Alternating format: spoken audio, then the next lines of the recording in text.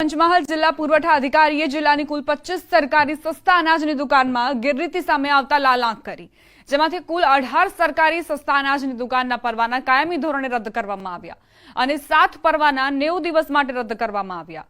આ ઉપરાંત દુકાનદારો પાસેથી 37 લાખ કરતાં વધુ રકમનો દંડ પણ કરાયો છે।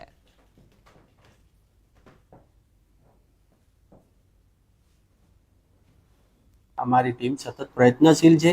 આ તપાસણી દરમિયાન જે પણ કોઈ ગંભીર પ્રકારની ગેરરીતિઓ સામે આવતી હોય છે તે ગેરરીતિનું પ્રમાણ અને એની માત્રાને ધ્યાનમાં રાખી અને એની સામે એક્શન લેવાના થતા હોય છે। જે મુજબ પંચમહાલ જિલ્લામાં અમોએ 18 પરવાનાઓને કાયમી રદ કરવામાં આવેલા છે, 7 પરવાનાને 90 દિવસ માટે સસ્પેન્ડ કરવામાં આવેલા છે। આમ મળીને કુલ 25 પરવાનેદારો સામે કાયદેસરની કાર્યવાહી કરી છે। समाचार राजकोटથી प्राप्त થઈ રહ્યા છે। फायर विभागની કાર્યવાહી, હોસ્પિટલની છત પર બનાવેલું ડોમ સીલ કરાયું। મંજૂરી વગર ડોમ બનાવવામાં આવ્યું હતું। હોસ્પિટલમાંથી ડીઝલ ભરેલા કેરબા પણ મળી આવ્યા છે। તો જે અગ્નિકાંડ સર્જાયો ગેમ ઝોનમાં, ત્યારબાદ પ્રશાસન એક્શનમાં આવ્યું છે અને એ તમામ હોસ્પિટલ પર પણ કાર્યવાહી કરવામાં આવી રહી છે, જ્યાં ગેરકાયદે મંજૂરી વગર ડોમ ઊભા કરવામાં આવ્યા હોય અથવા તો અન્ય કોઈ ગેરકાયદે પ્રવૃત્તિ ચાલતી હોય। રાજકોટ શહેરમાં બનેલા અગ્નિકાંડની ઘટના બાદ હવે જે છે એ તંત્ર દ્વારા ચેકિંગનો દોર હાથ ધરાયો છે। અલગ અલગ જે છે હોસ્પિટલો ત્યાં ચેકિંગ કરવામાં આવી રહ્યું છે। ખાસ કરીને એક ડેન્ટલ હોસ્પિટલ કે જે રાજકોટ શહેરના વિદ્યાનગર રોડ ઉપર આવેલી છે, ત્યાં અત્યારે ચેકિંગ કરવામાં આવ્યું હતું।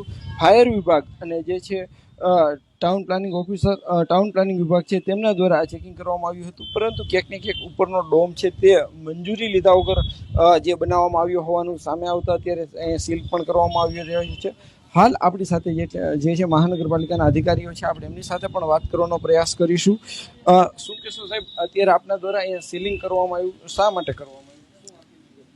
આજે આપણે રેગ્યુલર જે કમિશનર સાહેબની સૂચનાથી દરેક જગ્યાએ ચેકિંગ કરીએ છીએ, તેમાં પતરાનો ડોમ ઉપર માલુમ પડ્યો ચેકિંગમાં, અને એ પતરાનો ડોમ ગેરકાયદેસર હોય જેને આપણે સીલ કરેલું છે, અને હવે હોસ્પિટલ અને માલિક દ્વારા કોર્પોરેશનમાં સક્ષમ અધિકારી પાસે મંજૂરી લઈ પતરાનો ડોમ દૂર કર્યા બાદ જ આ સીલ ખોલી દેવામાં આવશે। હાલ અહીંયા જે છે ફાયર ઓફિસર છે, આપણે એમની સાથે પણ વાત કરવાનો પ્રયાસ કરીશું। શું કહેશો, અહીંયા શું શું ખામીઓ આવી છે?